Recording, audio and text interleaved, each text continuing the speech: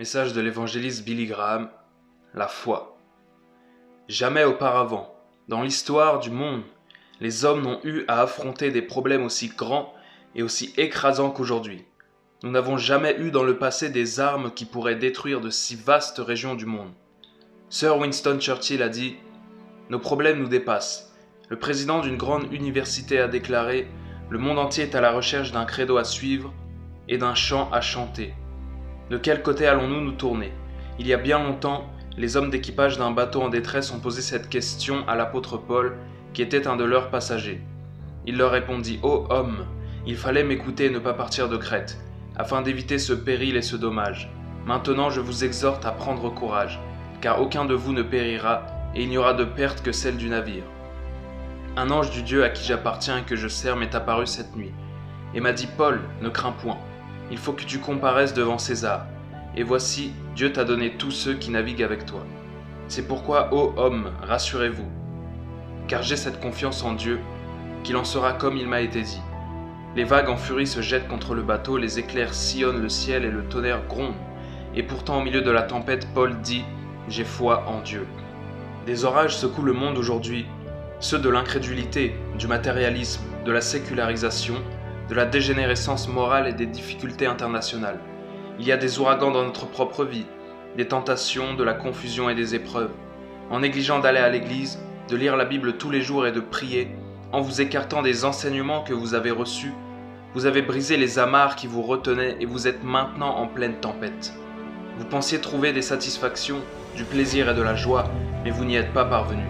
C'est une conscience tourmentée qui nous dit « Il faut arrêter cela avant qu'il ne soit trop tard ». Les problèmes internationaux sont la projection des problèmes personnels. Il n'y aura pas de paix dans le monde tant que les individus n'auront pas la paix dans leur cœur. On ne peut édifier un monde de paix quand il y a de l'amertume, de la haine, de la jalousie, de l'orgueil, de l'envie et de l'immoralité dans le cœur des hommes. Tant qu'il existera sur la terre un homme qui hait, un homme qui a des préjugés ou une société corrompue, nous risquons une explosion mondiale qui pourrait nous anéantir. L'être humain a 5 sens. Il peut voir, entendre, goûter, sentir et toucher. Il a des yeux, des oreilles, une bouche, un nez, des mains et des pieds. Mais il est plus qu'un corps, il est une âme vivante. Son âme est cette partie de lui-même qui possède l'intelligence, la conscience et la mémoire, sa vraie personnalité. Votre corps mourra, mais votre esprit continuera à vivre. Votre âme a un 6e sens, la capacité de croire, d'avoir la foi. La Bible nous enseigne que la foi est le seul chemin par lequel nous puissions nous approcher de Dieu. Il faut que celui qui s'approche de Dieu croie que Dieu existe et qu'il est le rémunérateur de ceux qui le cherchent. Imaginez que j'aille vers un de mes meilleurs amis et que je lui dise « Tu es vraiment quelqu'un d'extraordinaire, mais je ne peux pas croire une seule des paroles que tu me dis. » Représentez-vous sa réaction.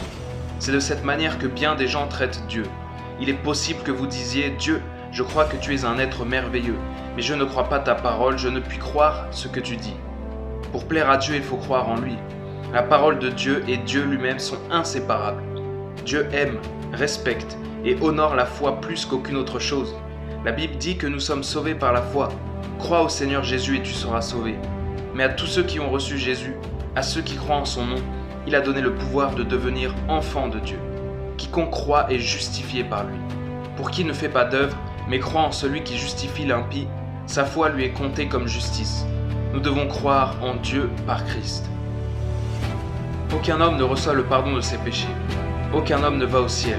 Aucun homme n'a la paix et le vrai bonheur s'il n'a pas la foi en Jésus-Christ. C'est par la grâce que vous êtes sauvés par le moyen de la foi. C'est cette foi-là que Christ reconnaît plus que tout.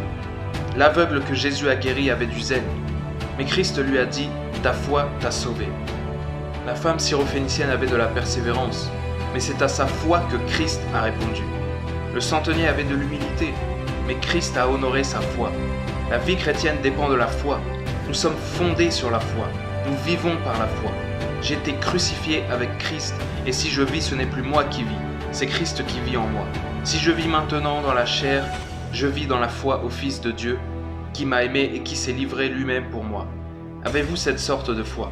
La Bible nous donne une définition claire de la foi. La foi est une ferme assurance des choses qu'on espère, une démonstration de celles qu'on ne voit pas. La foi implique 4 choses. La renonciation à soi-même, la plus absolue confiance, l'obéissance et enfin la transformation de la vie. Pour avoir la foi, il faut tout d'abord renoncer à soi-même. Les problèmes ne viennent pas d'abord de l'extérieur, ils ne sont pas politiques, sociaux ni économiques à l'origine. Christ a dit que c'est du dedans que sortent toutes les mauvaises choses. Notre âme a une maladie qui se nomme le péché. Qu'est-ce que le péché ? Il est la transgression de la loi de Dieu, l'incapacité de répondre aux exigences divines. Si vous enfreignez une loi humaine, vous êtes un transgresseur. Si vous enfreignez la loi morale de Dieu, vous devenez un transgresseur également. Tous les hommes sont des transgresseurs. L'homme est pécheur aux yeux de Dieu. Avant de rencontrer Dieu, nous devons demander le pardon de nos péchés et les abandonner. Christ est mort sur la croix pour cela. La Bible dit « Jésus qui n'a point connu le péché, Dieu l'a fait devenir péché pour nous, afin que nous devenions en lui justice de Dieu. L'Éternel a fait retomber sur lui l'iniquité de nous tous. Il a porté lui-même nos péchés en son corps, sur le bois, afin que, morts au péché, nous vivions pour la justice. Christ aussi a souffert une fois pour les péchés, lui juste pour des injustes. Christ n'est pas mort par hasard, il est mort à votre place. Dieu a pris tous vos péchés et les a mis sur lui. Dieu ne vous pardonne pas, ne vous transforme pas, ne vous donne ni la paix ni la joie que vous recherchez, tant que vous n'avez pas fait votre choix entre vos péchés et Christ. Au moment où vous acceptez de vous détourner de vos péchés, Dieu dit qu'il vous pardonne. Dieu peut briser la chaîne de chaque péché qui vous lie si vous acceptez d'abandonner celui-ci. Au moment où vous le recevez, Christ vient dans votre cœur et vous donne la force de surmonter le mal. Puis, la foi suppose une confiance absolue en Christ. Martin Luther l'a dit en ces termes. Il demeure aussi ferme que s'il voyait celui qui est invisible. Bien que nous ne puissions pas voir, entendre ni toucher le Christ, nous pouvons croire en lui et nous confier en lui. N'importe qui peut avoir cette confiance. Si Dieu avait dit « Pour aller au ciel, vous devez payer quelque chose », les pauvres ne pourraient pas y aller. S'il avait dit encore « C'est par votre travail que vous gagnerez le ciel », les aveugles, les sourds, les muets, les estropiés et les malades ne pourraient pas y parvenir. Mais Dieu a dit « Croyez ». Tout le monde peut croire. La foi demande ensuite l'obéissance, et l'obéissance réclame une action. Nous devons être fidèles dans notre vie de piété. Nous devons lire la Bible et prier. Nous devons être fidèles à notre Église. Nous devons veiller à mettre en pratique les enseignements du Christ dans notre vie de tous les jours. Certaines personnes pensent qu'aller à l'église et posséder une Bible signifie être chrétien. C'est faux. Un chrétien est un homme en qui Christ habite et dont la vie en fournit la preuve. Au moment où vous recevez Christ par la foi, il vient dans votre cœur et dans votre vie et vous donne de l'amour pour ce qui est bon. Il vous donne la force de surmonter le péché. Enfin, la foi implique la conversion ou la transformation de la vie.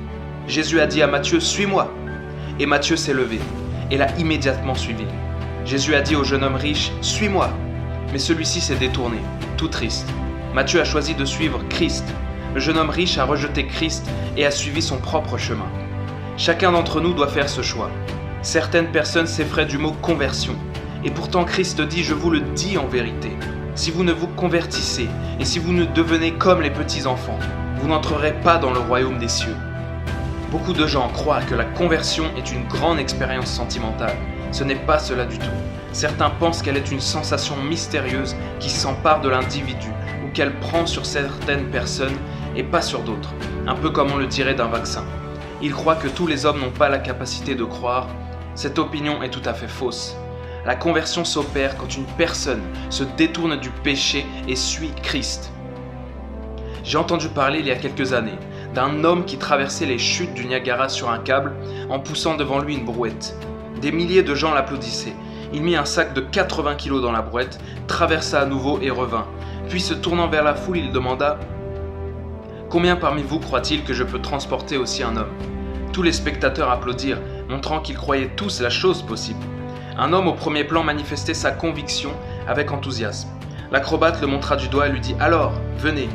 Un homme dans cette brouette. Cet admirateur n'y pensait pas réellement, bien qu'il déclarât y croire, mais il n'était pas prêt à s'y aventurer.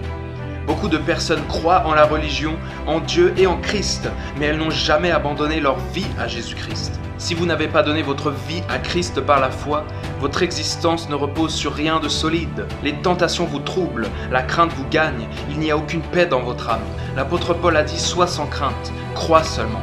Avez-vous foi en Dieu ? Il est possible que votre foi soit petite et faible, mais sa grandeur n'importe pas. Ce qui compte, c'est de savoir en qui vous la placez. Est-elle en Christ, le Fils de Dieu, qui est mort sur la croix pour vos péchés ?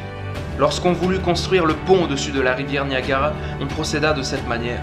On prit un fil dont on attacha une des extrémités à la rive et l'autre à un cerf-volant, puis on attendit qu'un vent favorable poussât le cerf-volant sur la rive opposée.